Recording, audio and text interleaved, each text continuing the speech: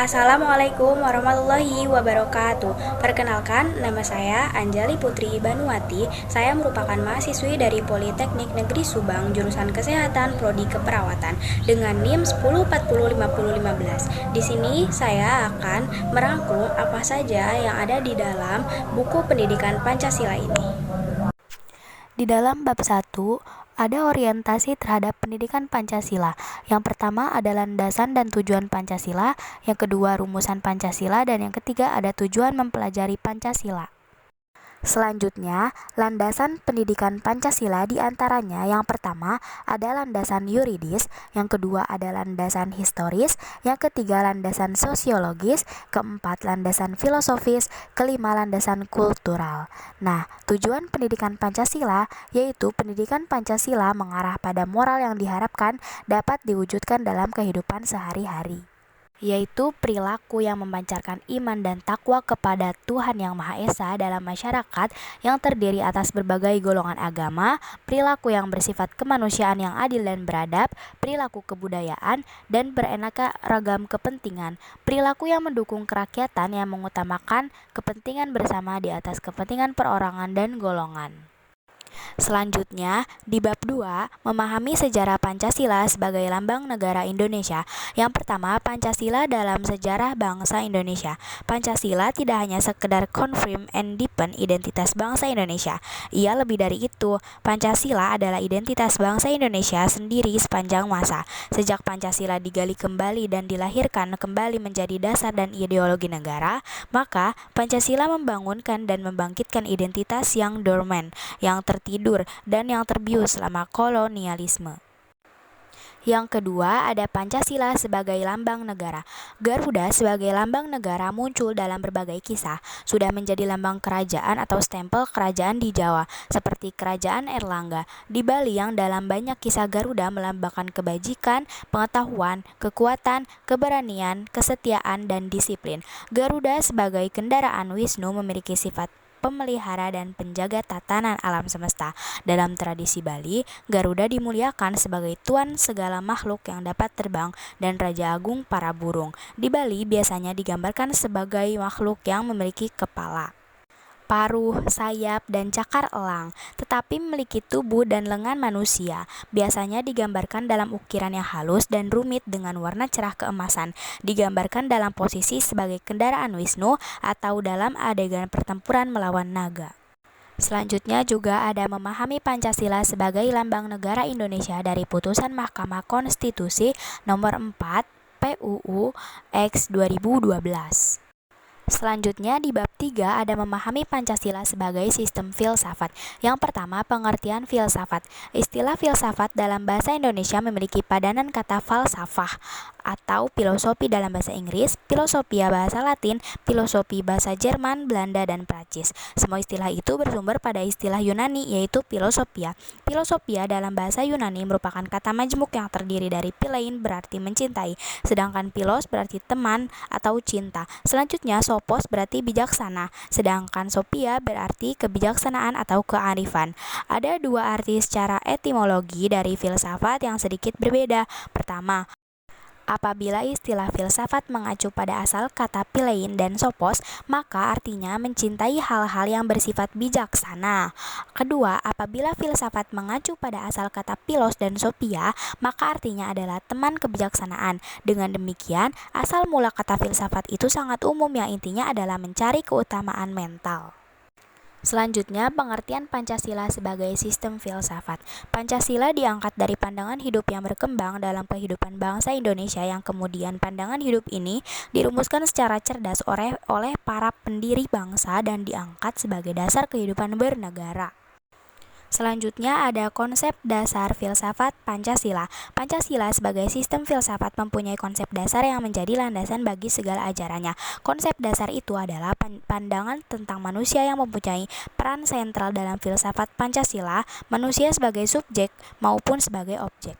Nah, selanjutnya landasan filsafat Pancasila. Pengertian filsafat Pancasila secara umum adalah hasil berpikir atau pemikiran yang sedalam-dalamnya dari bangsa Indonesia yang dianggap percaya dan diyakini sebagai kenyataan, norma-norma dan nilai-nilai yang benar, adil, bijaksana, dan paling sesuai dengan kehidupan dan kepribadian bangsa Indonesia.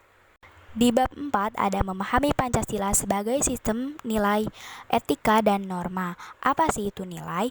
Nilai pada hakikatnya adalah sifat atau kualitas yang melekat pada suatu objek, bukan objek itu sendiri. Sesuatu itu mengandung nilai, artinya ada sifat atau kualitas yang melekat pada benda itu. Misalnya bunga itu indah, perbuatan itu susila. Sedangkan etika, yaitu di dalam Kamus Besar Bahasa Indonesia, etika adalah ilmu tentang apa yang baik dan apa yang buruk dan tentang hak dan kewajiban moral atau akhlak. Nah, sedangkan norma itu artinya adalah aturan. Yang kedua ada Pancasila sebagai nilai dasar fundamental bagi bangsa dan negara. Di bab 5 ada memahami muatan sila-sila dalam Pancasila. Yang pertama, hakikat nilai-nilai yang terkandung dalam Pancasila. Yang pertama itu ada hakikat abstrak, yang kedua hakikat pribadi, yang ketiga hakikat konkret. Nah, di dalam buku ini juga ada isi arti materi muatan sila-sila dalam Pancasila dan refleksi nilai-nilai keislaman dalam Pancasila. Di bab 6 ada memahami Pancasila sebagai ideologi bangsa dan negara.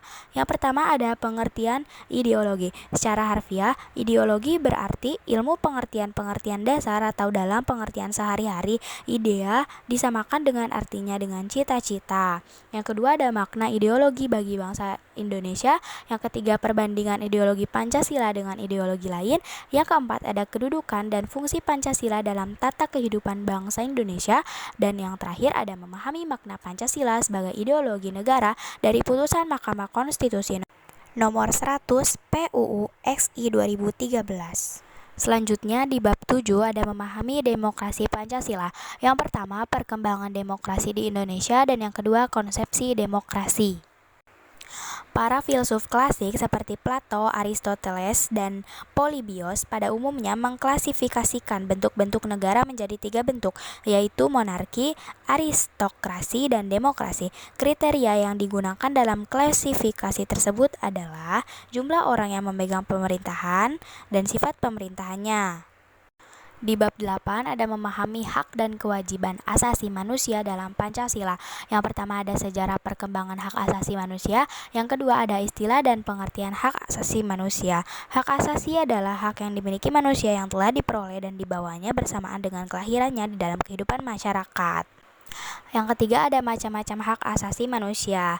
Darji Darmo Diharjo mengemukakan bahwa hak-hak asasi manusia dapat dibagi atau dibedakan menjadi yang pertama hak asasi pribadi, yang kedua hak-hak asasi ekonomi, yang ketiga hak-hak asasi untuk mendapatkan perlakuan yang sama, yang keempat hak-hak asasi politik, yang kelima hak-hak asasi sosial dan kebudayaan, ya dan yang keenam ada hak-hak asasi untuk mendapatkan perlakuan tata cara peradilan dan perlindungan. Selanjutnya ada pemahaman hak dan kewajiban asasi manusia dalam Pancasila. Selanjutnya di bab 9 ada memahami Pancasila dalam sistem ketatanegaraan Indonesia. Yang pertama ada isi arti Pancasila dalam pembukaan Undang-Undang Dasar 1945. Yang kedua ada isi arti Pancasila dalam pasal-pasal Undang-Undang Dasar 1945. Yang ketiga ada kedudukan pembukaan Undang-Undang Dasar 1945. Yang keempat ada hubungan pembukaan dengan pasal-pasal UUD 1945. Yang kelima ada hubungan antara pembukaan UUD 1945 dengan Proklamasi 17 Agustus 1945. Yang ke-6 ada perubahan UUD 1945 dan yang ke-7 ada struktur ketatanegaraan Indonesia setelah perubahan UUD 1945. Nah, di bab terakhir dalam buku Pendidikan Pancasila itu ada refleksi Pancasila sebagai paradigma reformasi dalam kehidupan bermasyarakat, berbangsa, dan bernegara. Yang pertama itu ada pengertian paradigma, yang kedua Pancasila sebagai paradigma pembangunan, yang ketiga Pancasila sebagai paradigma reformasi, yang keempat Pancasila dalam paradigma kehidupan kampus, dan yang kelima eksistensi Pancasila sebagai paradigma pembangunan di era globalisasi. Nah, itulah beberapa rangkuman isi dari buku Pendidikan Pancasila karangan Dr. Ujang Carda, SSH, MH, MIP. Terima kasih.